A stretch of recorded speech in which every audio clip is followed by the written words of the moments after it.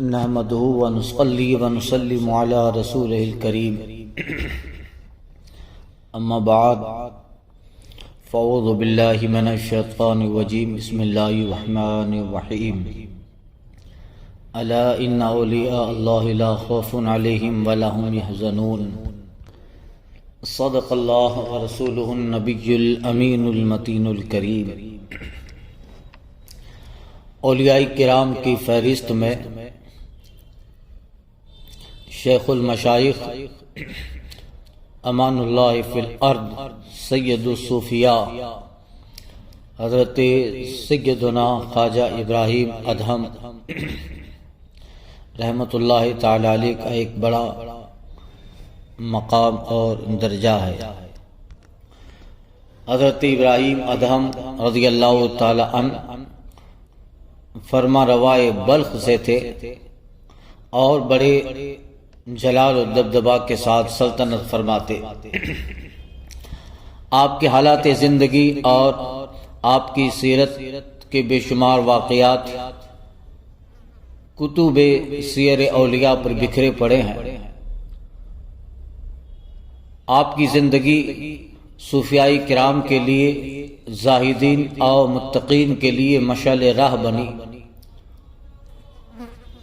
حضرت بایزید بسطامی اور سید الطائفہ جنید بغدادی رضی اللہ تعالی عنہما جیسے اولیاء کاملین کی زبانیں جن کی تعریف میں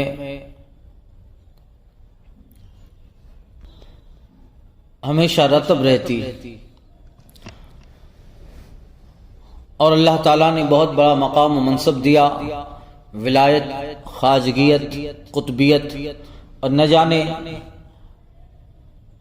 کیسے کیسے مقامات اور مناصب سے اللہ تعالیٰ نے حضرت ابراہیم ادہم رضی اللہ تعالی عنہ کو سرفراز فرمایا۔ آپ کے تعلق سے روایت ہے کہ آپ اپنی زندگی کے ابتدائی ایام میں شہر بلخ کے بادشاہ و حاکم رہے۔ ایک روز دربار عام میں ایک شخص بڑی بے باکی کے ساتھ آپ کے دربار میں چلا آیا۔ تمام اعیان حکومت، ارکان سلطنت اور خدام میں سے کسی کو جرت نہ ہوئی جو اسے روکے۔ اس کے چہرے سے ہیبت نمایاں تھی اور آ کر تخت کے آگے کھڑا ہو گیا۔ حضرت ابراہیم ادہم نے پوچھا کون ہے اور کس غرض سے آیا ہے؟ آنے والا اجنبی بولا میں اس سرائے میں ٹھہرنا چاہتا ہوں۔ فرمایا یہ تو محل ہے۔ اجنبی نے کہا بتائیے اس سے پہلے اس میں کون رہتا تھا؟ فرمایا میرا باپ۔ بولا ان سے پہلے؟ کہا میرا دادا۔ اسی طرح وہ سوال کرتا رہا اور آپ نام بتاتے رہے۔ اجنبی بولا پھر تو یہ سرائے ہی ہوا، تو اور کیا ہے؟ ایک جاتا ہے دوسرا آتا ہے، یہی تو سرائے ہے۔ یہ کہہ کر وہ باہر نکل گیا اور حضرت ابراہیم بن ادہم تخت سے اٹھ کر پیچھے گئے اور جا کر پوچھا یہ فرمائیے کہ آپ کون بزرگ ہیں؟ جواب تھا میں خضر ہوں۔ یہ سنتے ہی آپ کے قلب میں ایک آگ لگی۔ اس کے بعد آپ گھوڑے پہ سوار ہو کر جنگل کی طرف چل پڑے۔ دل میں ایک آگ لگی ہے، برابر غیبی صدائیں سنتے چلے آ رہے ہیں۔ ہرن، گھوڑا، زمین پوش، جدھر دیکھتے ہیں یہ صدائیں ہیں۔ ابراہیم تو اس کام کے لیے نہیں پیدا ہوا۔ متنبہ ہو کر سنبھلے، رقت طاری ہوئی، دل ٹوٹا، اتنا روئے کہ کپڑے تر ہو گئے۔ اب جو دیکھتے ہیں تو بیک وقت لاہوت طے کر کے عالم ملکوت میں تشریف فرما ہے۔ توبہ اور رقت کے ساتھ ہی سارے حجابات اٹھنے شروع ہو گئے۔ تمام عالم ملکوت نگاہوں کے سامنے ہے اور اس سلطنت کے مشاہدے نے دنیاوی سلطنت کے سارے خواب توڑ ڈالے۔ حضرت ابراہیم بن ادہم رضی اللہ تعالی عنہ یہ دنیائی عرفان کی تجلیات کی جھلک میں وہ سرشاریاں ہیں کہ دنیا کی تمام لذات بحیثیت مجموعی بھی ان کے مقابلے میں ٹھہر نہیں سکتی۔ آپ نے اپنا زر تار لباس اور تاج چرواہے کے لباس میں تبدیل کر لیا اور جنگلوں اور وادیوں میں گھومنے لگے، اپنے معاصی کو یاد کرے روتے رہے، ادھر ادھر دوڑتے رہے۔ عجیب حالت طاری تھی، دنیا اور دنیا والوں سے بیزاری اختیار کر لی اور ایک ٹاٹ کا لباس پہن کر درویشوں کی جماعت میں آ کے بیٹھ گئے۔ بلخ کے مرغزاروں کو چھوڑ کر گھومتے پھرتے نشاپور پہنچے۔ یہاں کے پہاڑ کے اندر مشہور ایک خوفناک غار تھی، اس کے اندر جا بیٹھے اور 9 برس تک متواتر مجاہدانہ ریاضت کرتے رہے۔ ہر جمعرات کو غار سے باہر آتے، جنگل سے لکڑیاں چن کر صبح کو بازار میں فروخت کرتے، نماز جمعہ پڑھ کر لکڑیوں کی قیمت سے روٹی خریدتے، نصف کسی فقیر کو دیتے اور نصف خود کھا لیتے۔ 9 برس گزرنے پر آپ کی شہرت جو ہوئی تو یہاں سے نکل کر غائب ہو گئے۔ حضرت سیدنا شیخ ابو سعید اس غار کی زیارت کو تشریف لے آئے تو غار کو معطر پایا۔ فرمایا اللہ کے دوست کے اس میں قیام کا ثمرہ ہے کہ غار مہک رہی ہے۔ غار سے نکلے تو جنگل میں حضرت خضر مل گئے، ان سے بیعت ہو کر کچھ نعمت باطنی پائی۔ یہاں سے آپ ہر قدم پر 2 رکعت نماز پڑھتے پڑھتے 14 برس میں خانہ کعبہ پہنچے، مکہ معظمہ پہنچے۔ مشائخین حرم کو پتہ چلا، استقبال کے لیے نکلے۔ آپ جھٹ قافلے کے آگے بڑھ گئے۔ لوگوں نے پوچھا کیا آپ ہی ابراہیم ہیں؟ فرمایا تم کس زندیق کو پوچھتے ہو؟ انہوں نے ایک تھپڑ رسید کیا، تو کون ہے جو اتنے بڑے بزرگ کو زندیق کہتا ہے؟ زندیق تو ہے۔ فرمایا بالکل درست ہے، اور نفس سے بولے بہت خوش تھا کہ مشائخین حرم استقبال کریں گے، تھپڑ کھا کے بھی عقل آئی کہ نہیں؟ آخر مکہ معظمہ میں قیام ہوا اور بہت سے لوگ آتے رہے، بیعت ہوئے اور وہاں لکڑیاں لا کر فروخت کرتے، کھیتوں اور باغوں کی نگرانی کرتے اور اس کی اجرت سے گزارا کرتے۔ ایک وقت آپ کا بیٹا اپنی ماں کو ساتھ لے کر شاہانہ طمطراق سے حج کو آیا۔ آپ لکڑیاں لینے گئے ہوئے تھے، بیٹا ملا، آپ نے بھی محبت کی نظر سے اس کی طرف دیکھا تو ندا آئی، اے ابراہیم ادھم، ہماری دوستی کا مدعی ہو کر غیر کو محبت سے دیکھتا ہے، اللہ اکبر۔ آپ نے دعا کی، اسی وقت بیٹے کی روح قبض ہو گئی اور وہ موت کے حوالے ہو گیا۔ اسی طرح آپ کی حیات زندگی، آپ کی سیرت کے واقعات بکھرے پڑے ہیں۔ ایک شخص 1000 درہم لے کر آیا، فرمایا درویشوں میں سے کچھ میں نہیں لیتا، جو آیا تھا وہ امیر تھا، کہا میں درویش نہیں، میں تو امیر ہوں۔ فرمایا کیا اس سے زیادہ کی ضرورت نہیں؟ فرمایا تو پھر اسے لے جاؤ، اور تو خود فقیروں کا سردار ہے۔ حضرت عطار سلمی بیان کرتے ہیں کہ آپ نے 15 روز تک محض ریت پہ گزارا کیا، پاس کچھ نہ تھا، اور ایک سفر میں 40 روز تک مکہ میں رہے، مگر کھجور نہ کھائی۔ دن بھر مزدوری کرتے، شام کو سب مریدوں پہ خرچ کر دیتے۔ آپ ایک باغ میں ملازم تھے، مالک نے ایک روز شیریں انار مانگے، جب کھٹے نکلے تو بولا تجھے ابھی تک ترش اور شیریں کا فرق معلوم نہ ہوا؟ آپ نے فرمایا کہ حضور آپ نے تو باغ کی حفاظت کے لیے مقرر کیا ہے، نہ کہ انار کھانے کو۔ تو مالک کہتا ہے مجھے معلوم ہوتا ہے کہ تو ابراہیم بن ادھم بن گیا ہے۔ یہ سن کر کہا ہاں میں ہی ابراہیم ادھم ہوں، اور آپ باغ سے تشریف لے گئے۔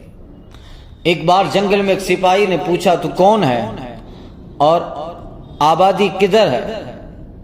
فرمایا میں بندہ ہوں، اور آبادی کے لیے آپ نے اس سپاہی کو قبرستان کا راستہ بتا دیا۔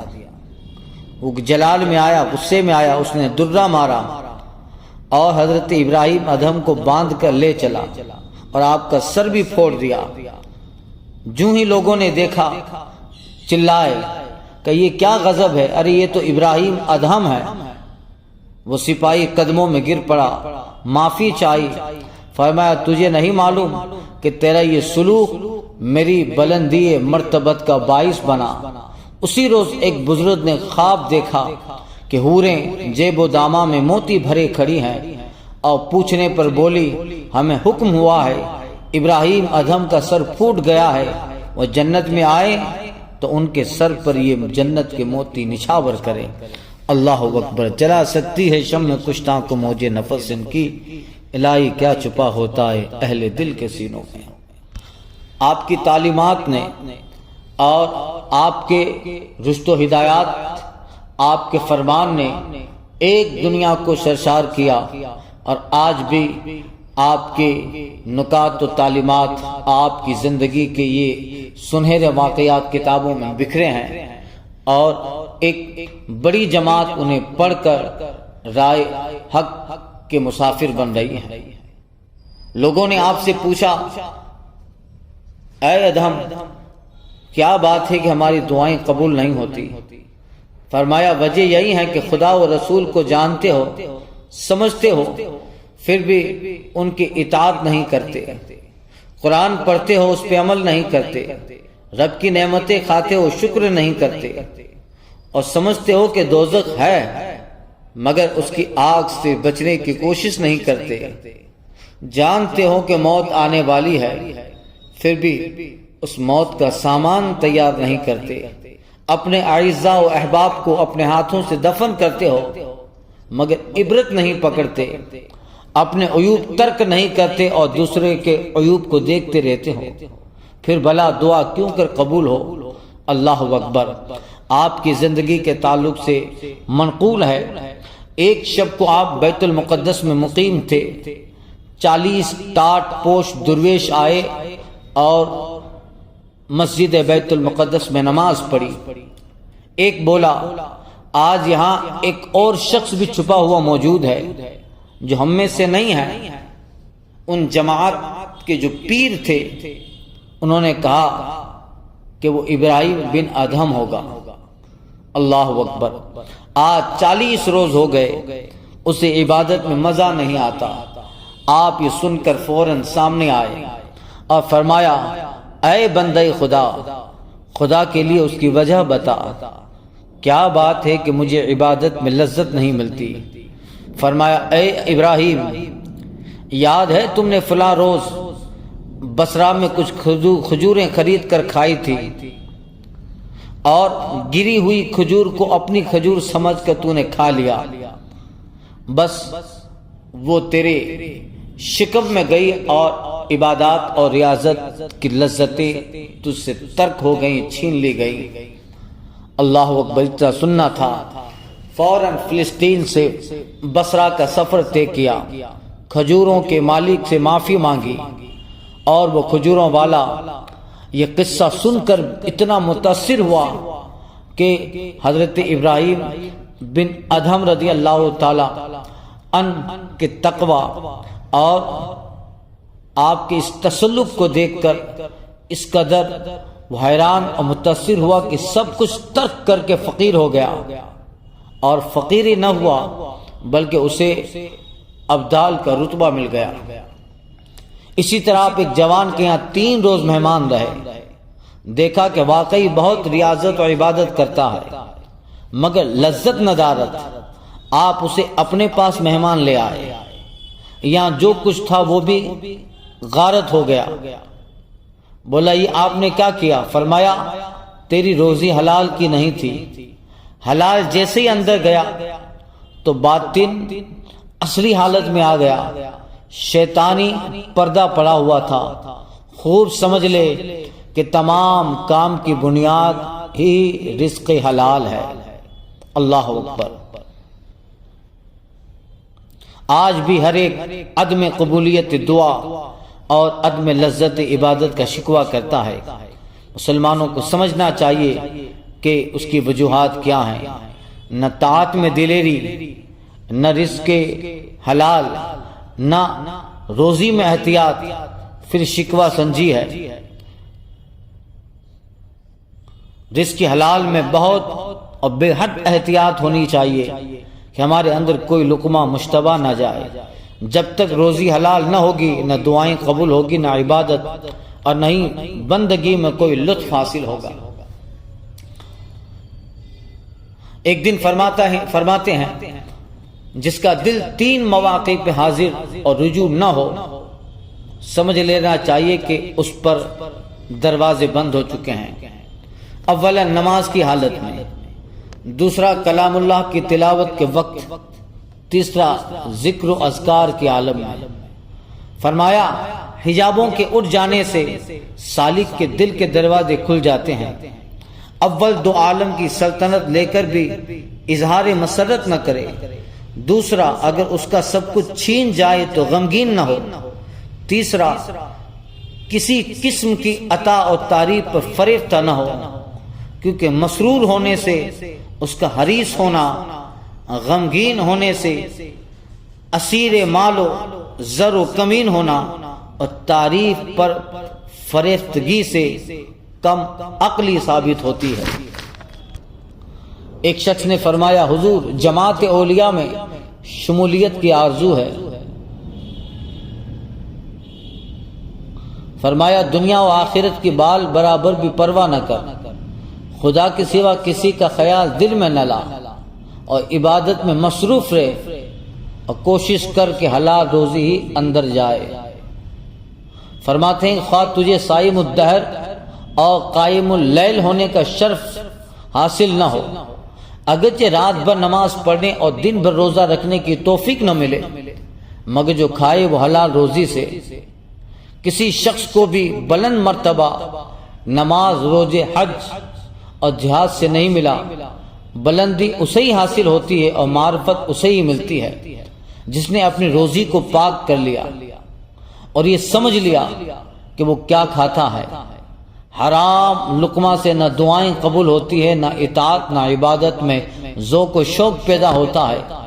کتنی اہم اور بڑی تعلیمات ہیں، اور آپ نے روزی حلال پر، رزق حلال پر کتنا زور دیا۔ اللہ اکبر۔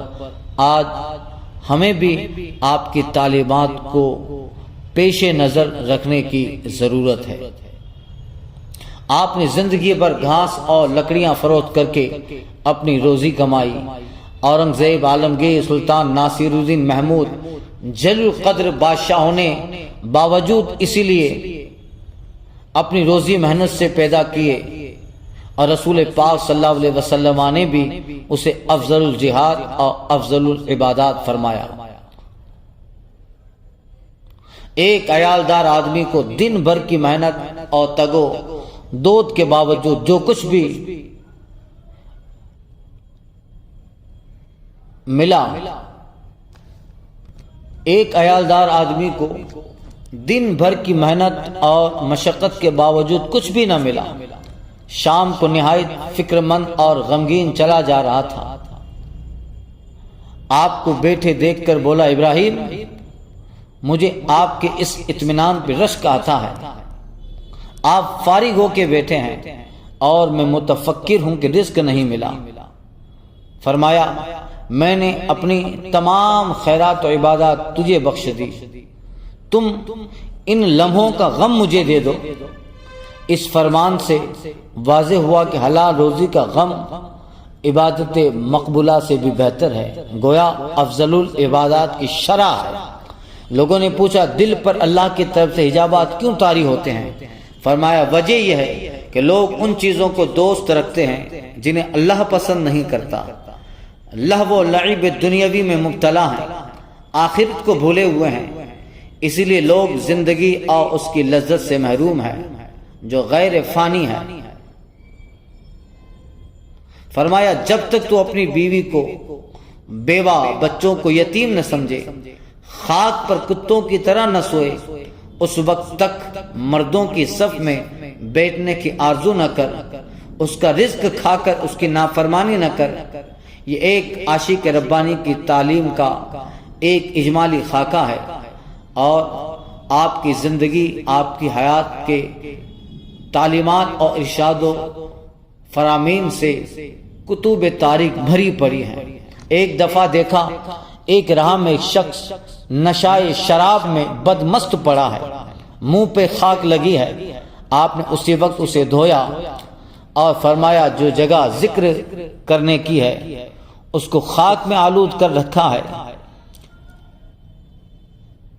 شرابی کو جو ہوش آنے پر معلوم ہوا تو اس نے توبہ کر لی۔ لوگوں نے بتایا تو شراب کے نشے میں بدمست پڑا تھا، ابراہیم ادہم آئے، تجھے اٹھایا، اچھی جگہ بٹھایا، تیری زبان صاف کی۔ جب اس کو معلوم ہوا شرابی نے توبہ کر لی۔ اسی شب کو خواب میں دیکھا، اللہ اکبر، ابراہیم بن ادہم نے کہ اللہ فرما رہا ہے تو نے ہمارے ایک مست بندے کا منہ دھویا، اے ابراہیم اس کے عوض ہم نے تیرا دل دھویا۔ اللہ اللہ، یہ صلہ اہل اللہ کی خدمت کا ہے۔ آپ پہاڑ پہ کھڑے تھے، کسی نے دریافت کیا کہ مرد کے کمال کی علامت کیا ہے؟ فرمایا اگر پہاڑ کو حکم ملے تو چل نکلے۔ پہاڑ اسی وقت چل نکلا۔ فرمایا ارے تو کیوں چلتا ہے؟ میں نے جو کچھ کہا ہے وہ مثلاً کہا ہے۔ آپ کسی کشتی پہ سوار چلے جا رہے تھے، ہوا تیز و تند چلنے لگی اور موجوں نے قہاری اختیار کر لی۔ آپ نے قرآن مجید بلند کر کے عرض کی الہی تیری کتاب ہاتھ میں ہے اور تو اس حالت میں ہمیں غرق کر رہا ہے۔ اتنا کہنا تھا طوفان اسی وقت بند ہو گیا۔ آپ کشتی میں سوار ہو کر کہیں جانا چاہتے تھے، پاس کچھ نہ تھا۔ ملاح نے اجرت طلب کی، آپ نے 2 رکعت نماز پڑھ کر کہا خداوند ملاح مجھ سے اجرت طلب کرتا ہے۔ اسی وقت دیکھا تو دریا کا کنارہ سونا کا بن گیا تھا۔ اللہ اکبر۔ آپ ایک روز دجلہ کے کنارے بیٹھے ہوئے اپنی پھٹی ہوئی گودڑی سی رہے تھے۔ ایک شخص دیکھ کر بولا ابراہیم سلطنت بلخ چھوڑ کر کیا پایا؟ آپ نے اسی وقت اپنی سوئی دریا میں پھینک دی اور فرمایا اے سمندر کی مچھلیوں میری سوئی مجھے واپس دو۔ اسی وقت 1000 مچھلیاں منہ میں سنہری سونے کی سوئیاں لے کر باہر نکلی اور سامنے ڈال دی۔ حضرت ابراہیم بن ادہم بولے جو پایا ہے اس کی حقیر تر اور کمتر چیز یہ ہے۔ اللہ اکبر۔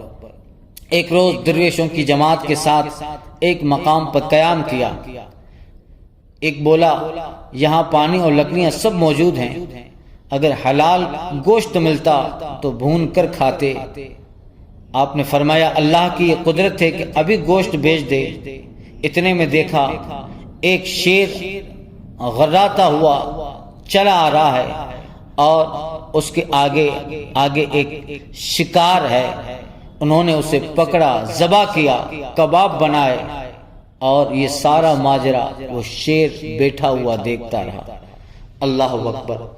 جنہوں نے اپنے آپ کو اور اپنی زندگی کو طاعت نبوی، تعلیمات مصطفی میں صرف کیا، پھر شیر جیسا درندہ بھی ان کی طاعت کرتا ہے اور ان کی بارگاہ میں غلام و خادم بن کر بیٹھا رہتا ہے۔ علامہ شرف الدین بوصیری علیہ رحمہ فرماتے ہیں وَمَن تَقُم بِرَسُولِ اللَّهِ نُصْرَتُهُ إِن تُلْقُ الْأُسْدُ فِي آجَامِهَا تَجِيبِ۔ ایک مرتبہ آپ حج کے لیے تشریف لے جا رہے تھے۔ دوران سفر لوگوں نے عرض کیا کہ زاد راہ ختم ہو گیا۔ فرمایا خدا پہ بھروسہ رکھو اور اس درخت کو دیکھو۔ جو ہی نظر اٹھائی تو اللہ اکبر وہ درخت سونے کا بن گیا تھا۔ یہ مقام و منصب جناب ابراہیم ادہم رضی اللہ تعالی عنہ کا۔ آپ امام اعظم ابو حنیفہ رحمۃ اللہ تعالی علیہ کی صحبت میں اکثر شریک ہوا کرتے تھے۔ ایک مرتبہ جب تشریف لے گئے امام صاحب کے دوستوں نے آپ کو حقارت سے دیکھا، لیکن جب امام صاحب نے آپ کو سیدنا ابراہیم کہہ کر مخاطب کیا تو سب متحیر ہوئے اور پوچھا کہ انہیں یہ سعادت کہاں سے نصیب ہوئی کہ آپ انہیں سیدنا ابراہیم کہہ رہے ہیں؟ حضرت امام اعظم ابو حنیفہ بولے، ارے ہم تو اور کاموں میں لگے رہتے ہیں اور ابراہیم اللہ کی اطاعت اور عبادت میں مصروف رہتا ہے۔ حضرت ابراہیم بن ادہم نے سلطنت کی شان و شوکت چھوڑ کر فقیری اختیار کی، فقر و فاقہ میں تمام زندگی بسر کی، محنت و مزدوری سے گزارا کیا، بوسیدہ اور پٹے پرانے لباس پہنتے رہیں، سج دھج اگرچہ بالکل فقیرانہ تھی، تاہم آپ سے ہزارہا بندگان خدا کو فیض پہنچا۔ سید الطائفہ حضرت جنید بغدادی رضی اللہ تعالی عنہ فرمایا کرتے تھے کہ اس جماعت کے تمام علماء کے علم کی کلید اور چابی ابراہیم ادہم ہیں، جو نہایت متقی، زاہد، عبادت گزار اور صاحب عرفان بزرگ ہیں، صدیقیت کا مرتبہ رکھتے ہیں، بڑے بڑے مشائخین اور علماء آپ کا ادب فرماتے، آپ کی تعلیمات اور عشق الہی سب کچھ سبق آموز ہیں۔ ظاہر میں یہ زندگی بہت مشکل نظر آتی ہے، لیکن عشق میں کس کی حالت درست رہتی ہے، اللہ اکبر، اور کسے تن بدن کا ہوش رہتا ہے جو آپ کو پہچان سکتا۔ قیس و فرحاد کو عشق مجازی ہی نے دیوانہ بنا کے رکھا تھا، ابراہیم تو عاشق ازدی ہیں، اللہ اکبر۔